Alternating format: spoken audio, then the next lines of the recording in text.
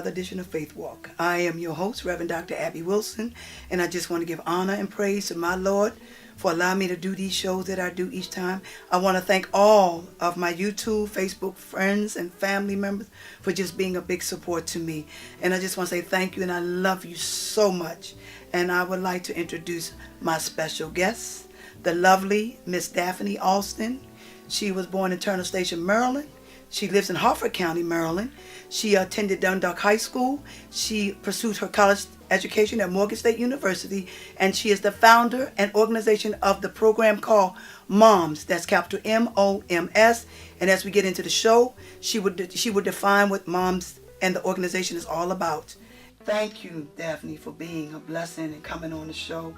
And I do pray that your story can fulfill other mothers and fathers who have lost a child to tragic death.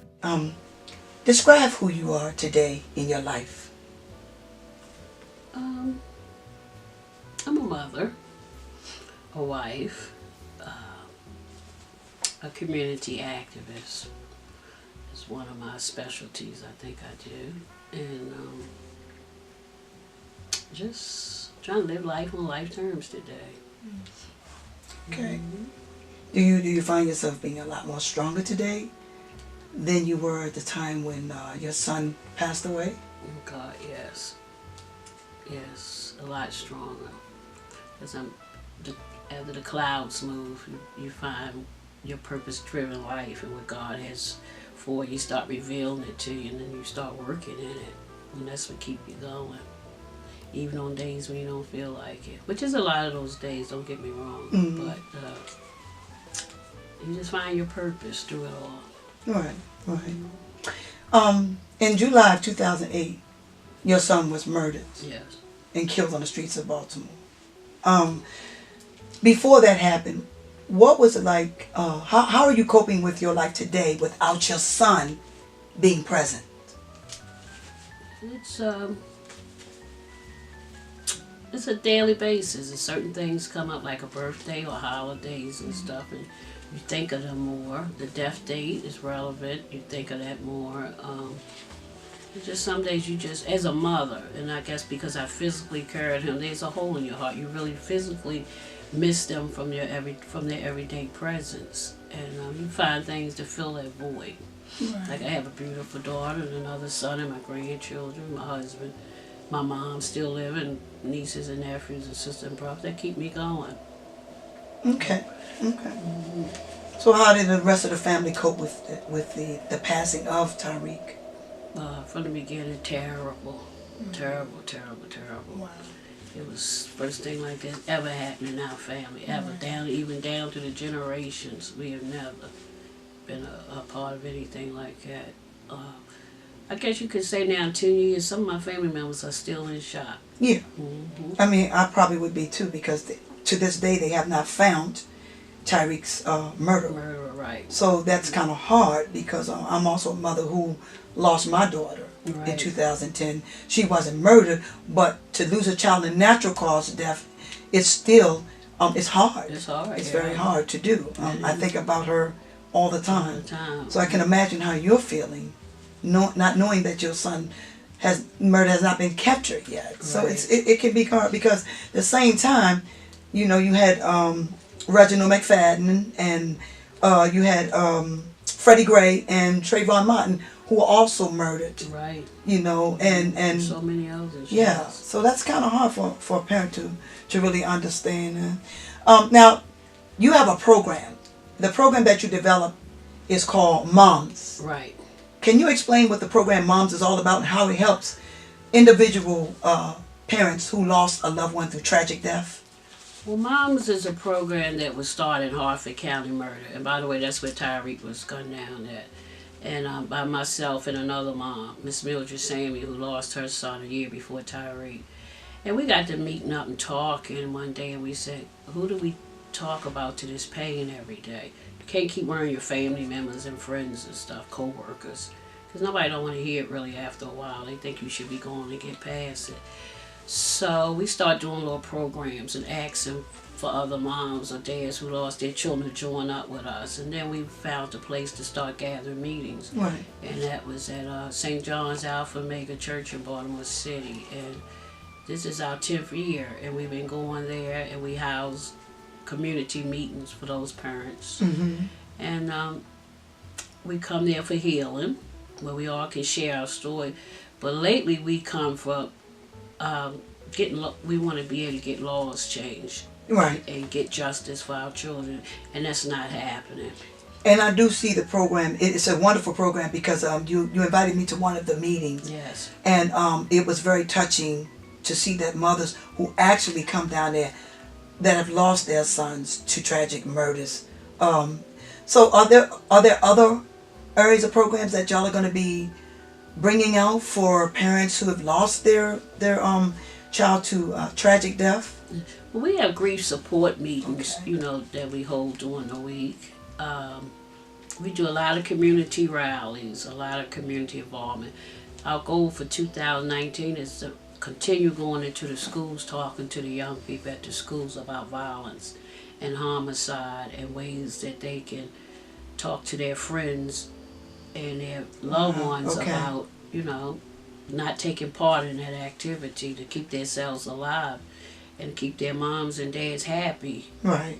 Because their behavior does affect everyone. Yeah. Maybe a little small thing, they giggling about that they shot somebody or robbed somebody and stuff, but it has everlasting effects. So we talk to them about that. Mm-hmm. Absolutely, because they don't understand what you're going through.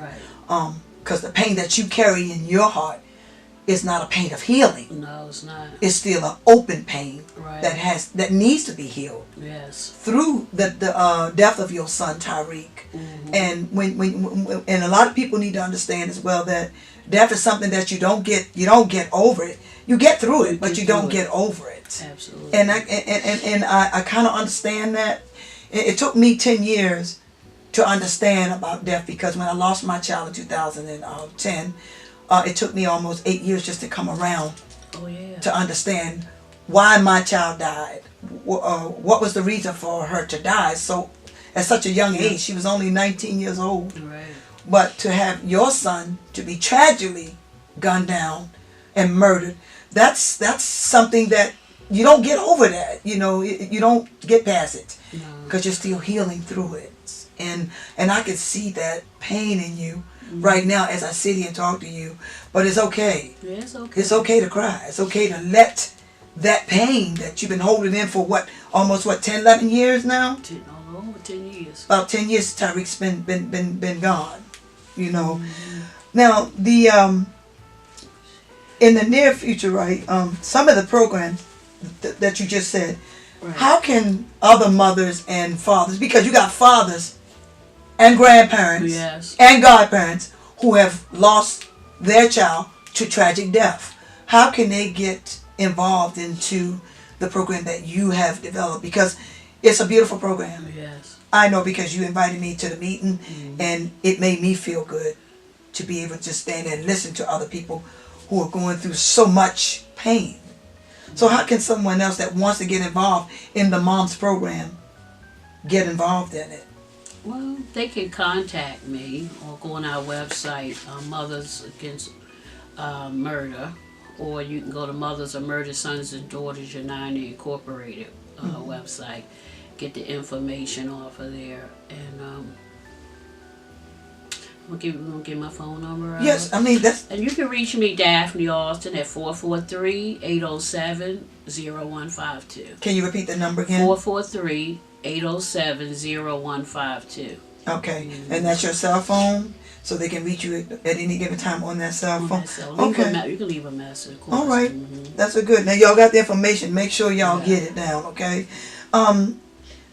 My thing is, what were some of the special moments? And I'm asking you this because I want to know what are some of the special moments that you and Tyreek shared together when he was alive, because that's important for other mothers and fathers to see that the memories of your child when he was living is what's going to help you to heal Right. And people don't understand that. You got to remember all the good things that that person did, despite of what they may got into. Right. But you don't forget the memories of what they did as they were good. Right. What were some of the memories? There was so many memories. Gary was a special kid. He was quiet. Yeah. He was funny. He was sneaky, always doing little stuff. Doing little stuff to people. But he was a mama's boy. He was a daddy's boy, but really special to me. Okay. I miss the things like him. He called, say, Yeah. it's snowing outside, drive careful. Oh, wow. Or I call him and say, we got to be there to get the groceries out the car. He said, all right. Yeah. Well, he would pick me up like in the hallway, try to spin me around or something like that. Oh. Because he was happy to see you. Mm-hmm. That's a good thing. He thought I could do everything. Right. So I would get my mom, I would get my money. He just thought I could do everything. But I couldn't say. So what do you mean by living a new life all over again, Daphne?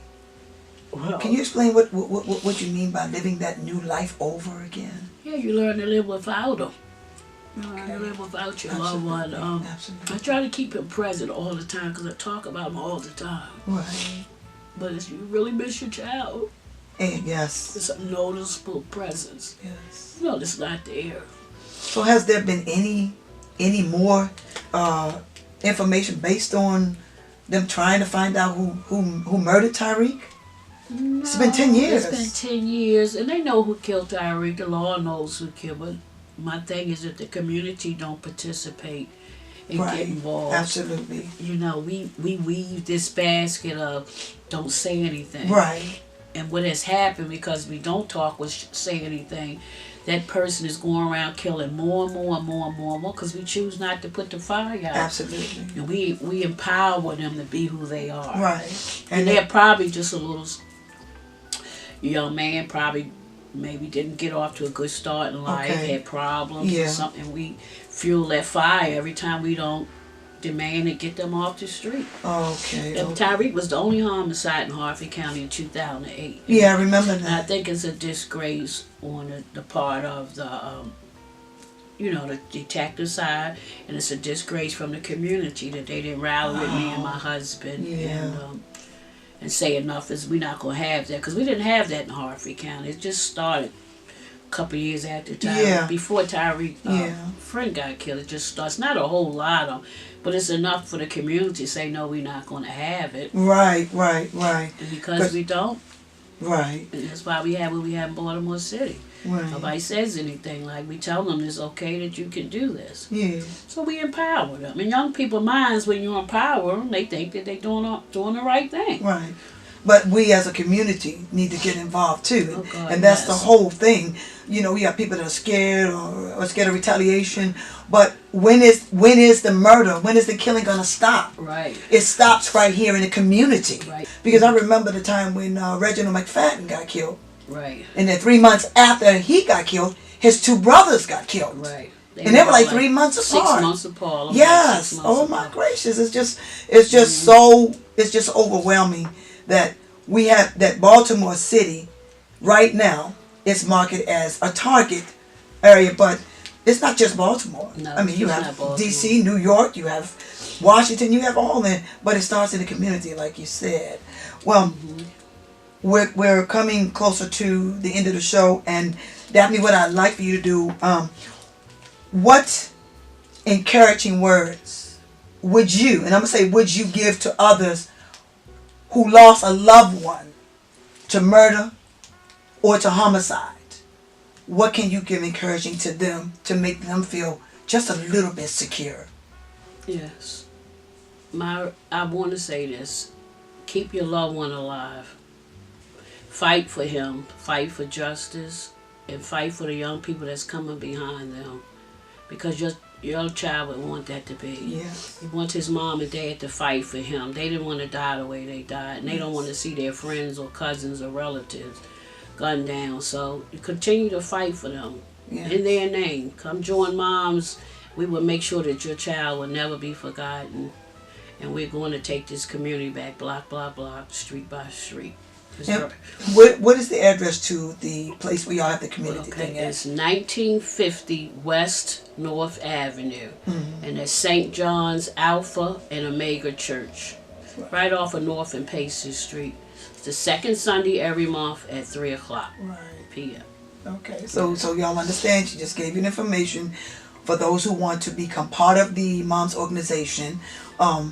It's a good organization. It's a good program, and I'm glad that I was invited, Daphne, to come down there. Yes. And I'm hoping and praying that maybe I can be a blessing. I don't know, but whatever I can do, I would try to, because like I said, I'm a mom who lost a child, and I almost lost my other son. Right. You know, but God spared him and gave him back to me. Yes. And it would have been a tragedy if he had lost, because he was stabbed multiple times. Yeah, I remember you telling So me. I'm so blessed that he's doing well. He's living a good life, and I just want to say I thank God for saving my son Yes. that night. But Daphne, and I just want to say, I just want God, whatever He has for you to do inside of your soul, your heart, your spirit, continue to do the good work that you're doing, because a lot of moms and dads and grand aunts and uncles and grandparents and godparents, they're not on the level that you're on right now, because you're still fighting Right. with the situation of your son murder still out there loose. Mm-hmm. And who knows if he hadn't killed anybody else. That's right. But well, all we can do is just pray and keep him in prayer and hope that the best will come out. Yes. You know, and that all this murdering in Baltimore, Maryland will stop, Yes. because it's ridiculous. Yes. And it hurts my heart to see a lot of these young folks killing each other. I mean, it's just so ridiculous. Mm-hmm. But I want to say thank you.